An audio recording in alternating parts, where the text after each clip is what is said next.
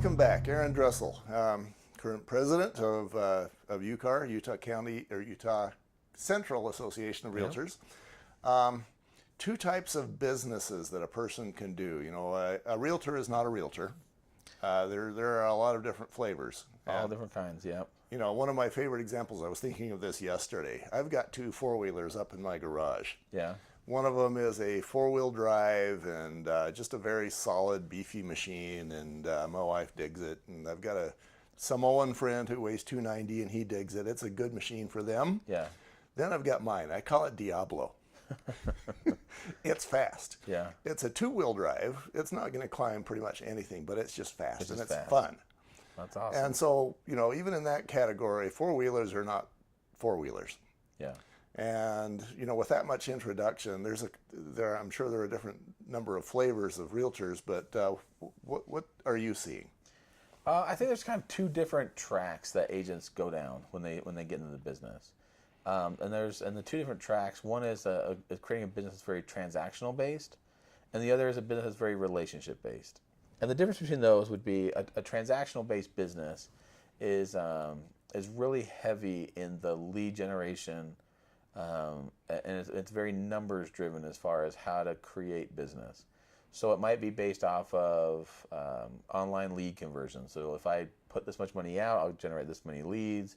If I call these type of leads, I'm going to get this kind of percentage back, and it's kind of creating a funnel process. And the same thing, if you have some agents who have a very transactional business in calling, so they might have, if I make X amount of calls every day, or if I do this and this and this, it will translate into this many appointments, which means it's how many clients I'm going to work with, and that translates over to closings. And if I want to increase the amount of closings I have, or the amount of business I'm going to do, then I need to up the amount of either the amount of calls that I'm making, or the amount of ad spend that I'm spending on different websites or on online. And so that's in my mind, it's a very transactional business, because it's all about the numbers, and it's numbers driven as far as the process going through. And so, it's probably safe to say that that's not necessarily bad, wrong, or evil. It's totally fine. To me, just a less entertaining way, at least from my point of view, of doing business. Yeah, and some people gravitate towards that, though. I mean, there are some people that are really good on the phone,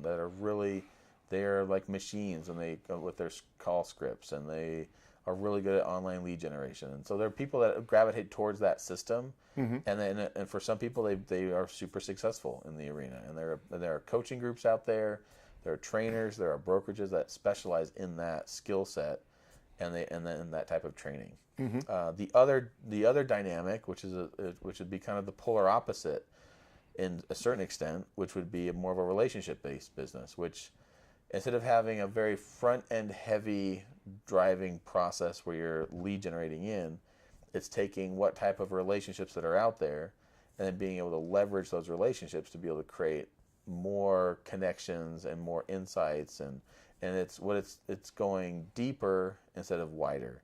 And so you take a core group so we'll just take an example of 100 or 200 people, and then being able to build a strong enough relationship with those people, so that those people then will see you, that agent, as an advocate and someone that they would want to introduce their friends and family to.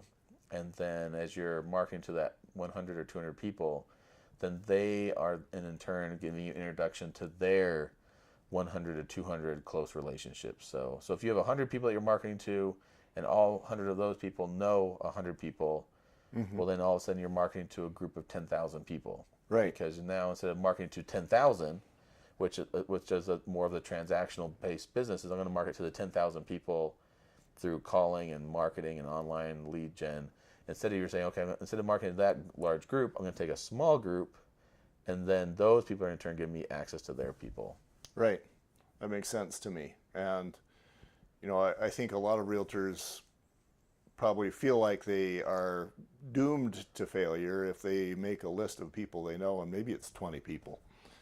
And they're thinking, I'm not going to be able to make a living among these 20 people. And you're right, but those 20 people know however many people, and so now you've got the numbers. You're not relying on those 20 people that have to be the ones who do real estate for you all the time. They're just the ones that are advocates. When I started in the business, my number one advocate was my little sister. At the time, she was 18 or 19 years old. She wasn't going to buy a house anytime soon. She was going to school. She'd gotten into BYU. She was going to taking classes, but she would come across first-time home buyers in her classes all the time. And so the first 2-3 years I was in the business, she probably referred over 7 or 8 people that she came in contact with through all of her different classes that are all looking at buying their first home.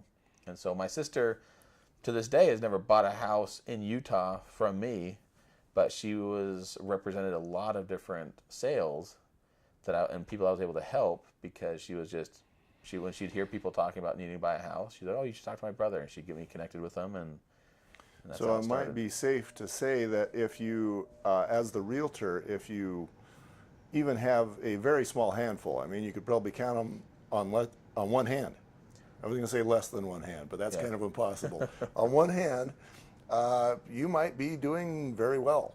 I mean, it's a starting place. I mean, my ideal number, if I have a new agent who's trying to start their business, the goal is to get up to about 100 to 150 people in that database. So if you can have a group of 150 people within that group, then you're going to be able to find some business that's happening through that group and then around that group. Yeah, I'm thinking the 80-20 rule always applies. 150 is awesome, but you mentioned the word advocate, and I like that. And the 80-20 rule in this case is going to be that if you've got 150 people, 20% of those are going to be resulting in 80% of your business. So maybe, a realtor could consider who those 20%ers may be, and of course you never know. Yeah, if you get about 30 people or so, I mean, that's a good group, but that's just a starting place, because you're going to be in conversation with people all the time and just adding people to that group. And part of the key is not having that group get so big, because that's what I saw when I got into the business. One of the most successful agents who was where I was working, he had a huge database of over several thousand people, but every month when his mailers would go out, he'd have several that would come back that would say return to sender, which that showed me that those were people that had moved, and they just didn't tell him that they had moved. Right. And so he's marketing to this large group, but then there's people that they've kind of showed by the results that they have already moved. And so instead of marketing to 5,000 people, just market to the smaller group and have a better, deeper rapport with those people. Right. Makes perfect sense to me. I think of one guy that I did an inspection for. He was actually, I did 1 million inspections for him. He was actually a professional house buyer, not a flipper. He'd just buy houses and then keep them and rent them. So he just kept calling me and says, do another house for me here, do one for me over there. And then his sons and daughters got into the business. And, I must have done a couple dozen homes for that one guy. Oh, wow. And so, I guess there's a lot of value in, of course, finding those sorts of people in your list. Oh, definitely. Yeah. Okay. All right. I think we've covered that subject pretty well. I know that for me, I would not be the guy who wants to just sit on the phone and make cold calls all day. I would much rather. That never appealed to me. But for some people, they find success that way, and more power to them. That doesn't resonate well with me. Right. So. Right. Yep. It just seems a lot more fun the other way. Okay. The next subject will be about respect. Okay. And we'll be right back.